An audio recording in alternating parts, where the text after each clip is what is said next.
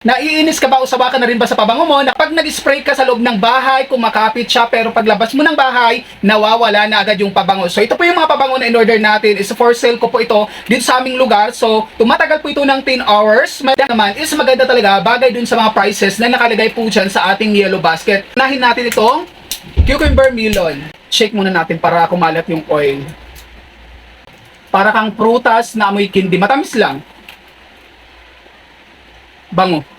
Next natin is itong sikat na scent, which is itong Meow. Sa Manila pa lang, in-order ko na to at nagbebenta ako dun sa mga katrabaho ko.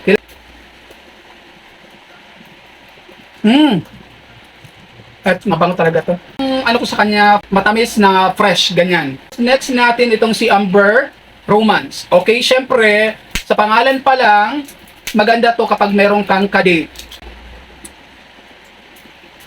Malambing yung ano nito, malambing tapos sexy ganyan.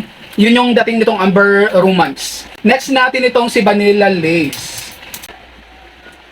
Ay, yung vanilla, syempre kung alam niyo yung vanilla sa palengke, may similar doon. Syempre vanilla ang nakalagay.